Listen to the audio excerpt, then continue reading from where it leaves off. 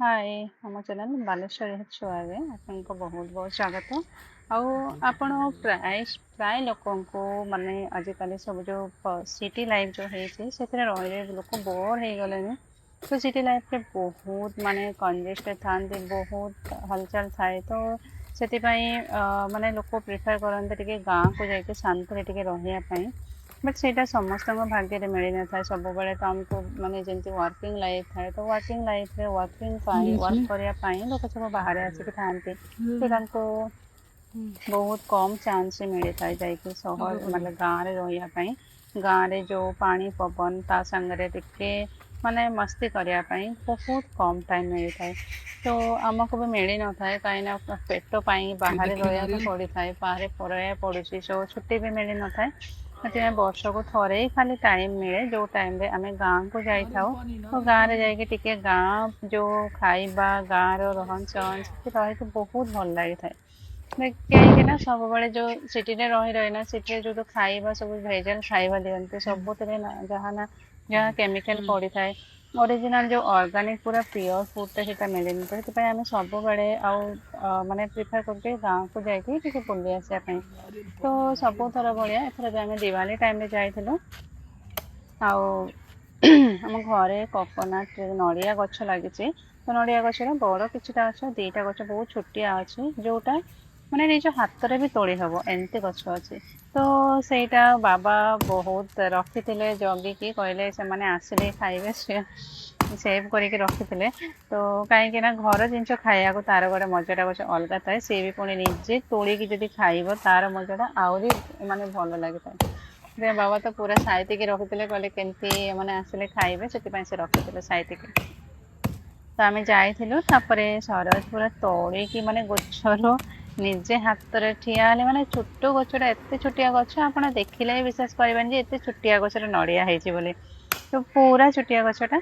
ତ କାଟିକି ଦେଖୁନି ଯେମିତି ଖାଉଛନ୍ତି ପୁରା ଏକ୍ସପର୍ଟ ନଡିଆ ଦୋକାନୀ ଆଉ। ଯେମିତି ପୁରା ନଡିଆ କାଟି କାଟି ତାଙ୍କର ପୁରା 40 ବର୍ଷ ପୁଲାନି ଏମିତି ଲାଗୁଛି ପୁରା କାଟୁଛନ୍ତି। ତ ଆପଣ ବି ଏମିତି କରିଥିବେ ନା, ଆପଣ ଗାଁକୁ ଗଲେ ଗାଁ ର ଏମିତି ନଡିଆ ଖାଇବାର ଆପଣଙ୍କୁ ସୁଯୋଗ ମିଳିଥିବ, ବା ଅଲଗା କିଛି ଜିନିଷ ଯୋଉଟା ଆପଣଙ୍କୁ ବହୁତ ପସନ୍ଦ ଆପଣଙ୍କୁ ନିଜ ହିସାବରେ କାଟିକି ଖାଇବାକୁ ମିଳିଥିବ। ସେଇ ଜିନିଷ ଟା କେତେ ଭଲ ଲାଗିଥାଏ। ତ ଆପଣ ଯଦି ଏମିତି ଖାଇଥିବେ ତ ଆମକୁ ଜଣେଇବେ କମେଣ୍ଟ କରିକି, କି ଆପଣ ଏମିତି ଯୋଉ ଖାଇଥାନ୍ତି ମାନେ ଗାଁର ଯାଇକି ଯୋଉ ନିଜ ହିସାବରେ, ନିଜ ଇଚ୍ଛାରେ, ନିଜ ଷ୍ଟାଇଲରେ ଖାଇବେ ତାର ଗୋଟେ ମଜା ଟା କେମିତି ଗୋଟେ। ତ ଆପଣ ଯଦି ଏଇ ଏକ୍ସପିରିଏନ୍ସ ଟା ନେଇଥିବେ ତ ଜଣେଇବେ, ପ୍ଲିଜ କମେଣ୍ଟ କରିକି ଜଣେଇବେ।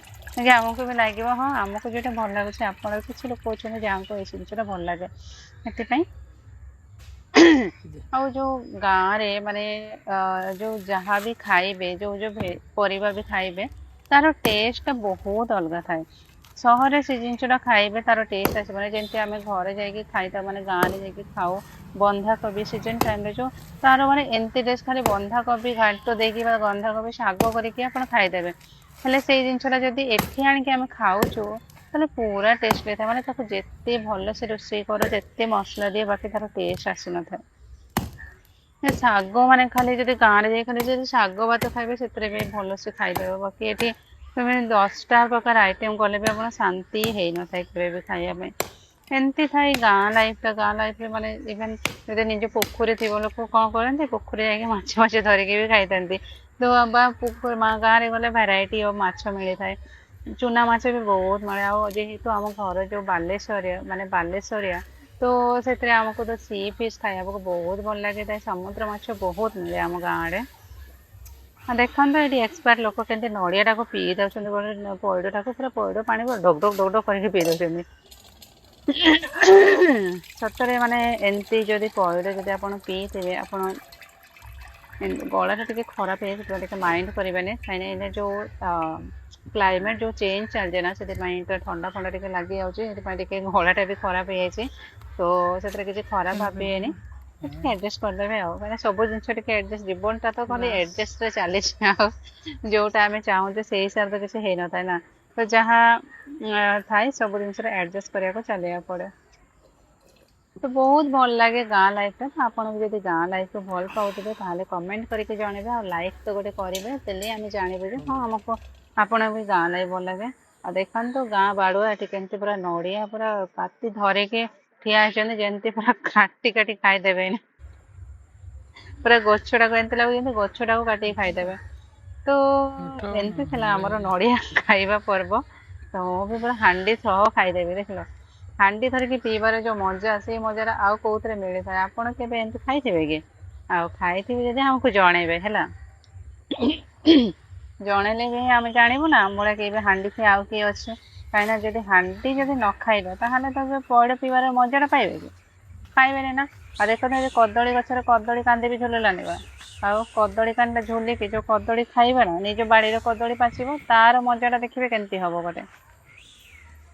ଆଉ ନଡିଆ ଗଛ ଦେଖନ୍ତୁ କେମିତି ନଡିଆ ସବୁ ଝୁଲୁଛି, ବାବା ଏତେ ନଡିଆ ଯଦି ଖାଇବ ନା ପୁରା ବର୍ଷ ସାରା ନଡିଆ ଖାଇ ଖାଇ ଚାଲିବ। ଆଉ ନଡିଆ ଖାଇ ଖାଇ ପୁରା ନଡିଆର ଗୁଣ ଗାଉଥିବେ ହେଲା। ଦେଖନ୍ତୁ ଆମ ଗଛରେ କେମିତି ନଡିଆ ହେଇଛି।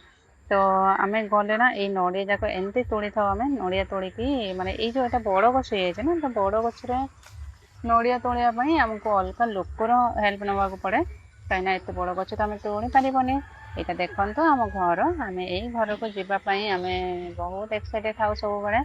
କାହିଁକିନା ନିଜ ଘରେ ରହିବାର ମଜାଟା ନା ବହୁତ ଅଲଗା ଥାଏ। ନିଜ ଘରେ ଆରାମସେ ସବୁ ଜିନିଷ ପାଇପାରିବେ। ଆଉ ଭଡା ଘରେ ରହି ରହି ନା ଦିଟା ରୁମ୍ ଭିତରେ ରହିକି ବହୁତ ବିରକ୍ତ ଲାଗେ। ତ ଟିକେ ଗୋଡ ହଲେଇବାକୁ ବି ଜାଗା ମିଳିନଥାଏ।